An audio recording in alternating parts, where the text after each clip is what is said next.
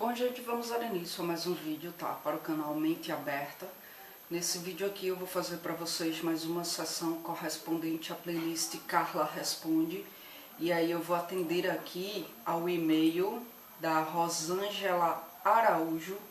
Ela me escreve pedindo o seguinte, para eu falar dos conteúdos inconscientes, como que esses conteúdos inconscientes pode afetar nossas emoções, interferindo em nosso comportamento.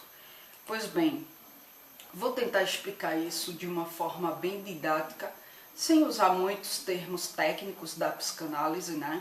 Porque isso é curiosidade não só dos estudantes de psicologia, mas do público no geral, visto que eu recebo muitos e-mails com esse tipo de indagação. E aí eu vou tentar explicar de uma forma que todos consigam entender, até porque sobre o inconsciente já falei muito aqui no canal de uma forma mais rabuscada, me atendo aí aos parâmetros da psicanálise, como também já falei muito no meu novo canal, no canal Só Psicanálise, né? Então eu já fiz várias elucidações acerca do inconsciente, voltado mesmo, elucidações essas voltadas para os estudantes de psicologia. Agora eu vou abordar de forma que seja acessível para a compreensão de todos, né? Até porque eu não sei nem se Rosângela ela é de fato estudante de psicologia, porque ela não menciona isso no e-mail. Pois bem, gente, eu acho que todo mundo já se viu diante de situações do tipo, tu conhece uma pessoa e aí tu se vê aparelhado por uma antipatia gritante por essa pessoa. Tu não bate com ela de jeito nenhum e tu não sabe o porquê, né? Até porque tu nunca conviveu com ela, tu conheceu a pessoa, mas aí tu diz, cara, eu não fui com a cara dessa pessoa, eu não gosto dessa pessoa.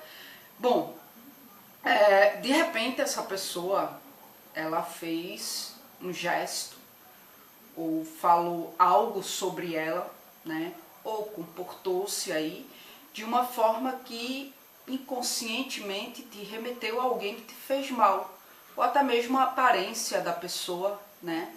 E aí o sentimento de antipatia que tu tem por essa pessoa que te fez mal, acabou sendo projetado nessa pessoa que tu acabou de conhecer. Porque inconscientemente tu tem aí conteúdos reprimidos que foram recalcados, ou seja, que foram tirados da consciência por um mecanismo de defesa do ego, porque aqueles conteúdos te causam um desprazer enorme, e aí tornando assim insuportável conviver com os mesmos na consciência. E aí o ego, né, como eu falei, entrou em ação com um mecanismo de defesa chamado recalque, levando esses conteúdos desprazerosos para o inconsciente, e assim esses conteúdos mantêm-se lá pela força da repressão. E aí o gesto dessa pessoa que tu acabou de conhecer acabou mexendo com esses conteúdos inconscientes, acabou mexendo com essas lembranças, a ponto desses conteúdos ser manifesto em forma de antipatia pela pessoa que acabou de chegar e que de repente mexeu com tais conteúdos. Mas na verdade a origem dessa antipatia não é essa pessoa em si, porque como eu falei, tu acabou de conhecer a pessoa, tu não convive, tu não conhece a pessoa de fato. Por que essa antipatia? Por que tu não vai com a cara dessa pessoa assim do nada, né? Não é do nada, essa antipatia, essa repugnância não é do nada. A origem disso é o que tu é remetido inconscientemente a partir das ações dessa pessoa, né? E aí uma outra explicação para isso, de repente alguém tem alguma coisa que a gente repugna com veemência, né? Que nos deixa perturbados, que nos deixa incomodados. Por quê? Bem, porque o que é do outro e não é meu me incomoda tanto, né? Ora, se é do outro e não é meu, então eu não tenho nada a ver com isso. É a vida dele. Mas por que que me incomoda tanto? Daí tem uma frase que diz assim, eu não lembro agora o nome do autor dessa frase, é um nome meio complicado, mas ele diz o seguinte: se você odeia alguém, é porque odeia alguma coisa nele que faz parte de você. O que não faz parte de nós não nos perturba. Se nos perturba tanto, gente, se desperta ódio em nós, é porque de repente essa pessoa tem alguma coisa que eu também tenho, mas que eu não aceito.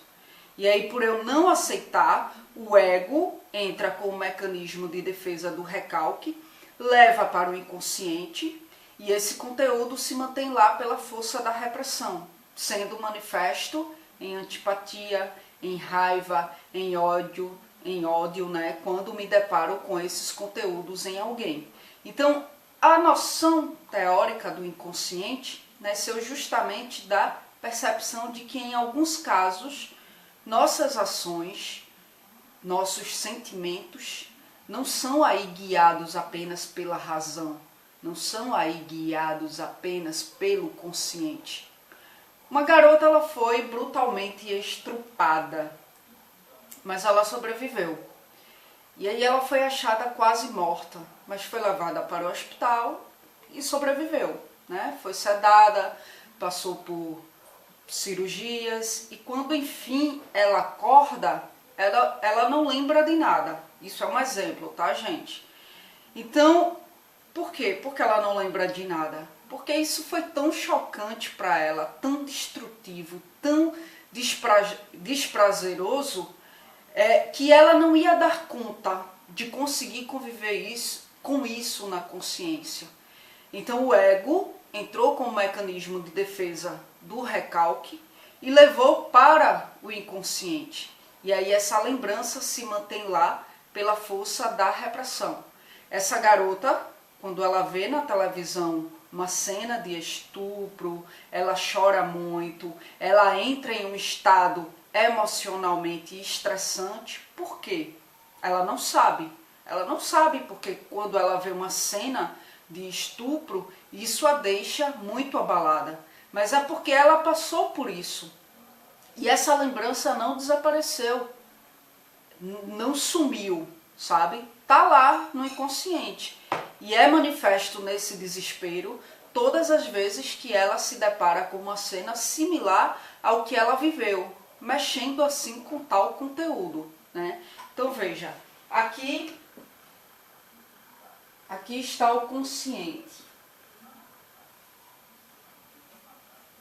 Aqui está o inconsciente.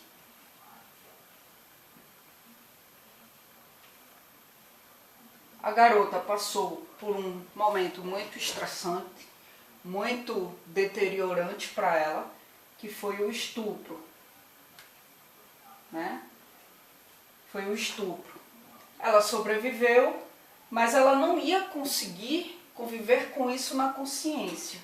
O ego dela entra em ação com um mecanismo de defesa chamado recalque e leva isso aqui para o inconsciente.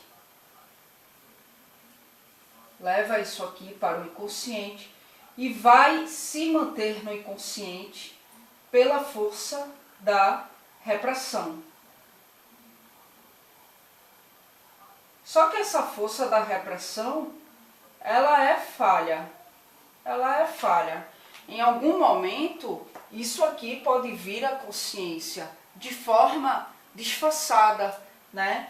Então, toda vez que essa garota ela se depara com uma cena similar que ela passou, isso aqui vai se manifestar por meio de um sintoma. Que sintoma é esse? O desespero dela quando ela vê uma cena na televisão, na novela de estupro. O desespero, né? Chorar compulsivamente, e, enfim, como pode vir aí munido de vários e vários outros sintomas. De repente ela desenvolveu transtorno obsessivo compulsivo, toque, né? Ela se sente muito suja e aí com isso ela vive lavando as mãos compulsivamente, constantemente. De repente isso aí é sintoma dessa vivência, desse momento terrível que ela passou. Então isso aqui vem para o consciente dela, dribla aqui essa força da repressão, mas não de uma forma pura, de uma forma propriamente dita. Vem de forma camuflada, de forma disfarçada. Vem aí camuflado por um sintoma. Então esse sintoma vai mexer com as emoções e consequentemente com o comportamento.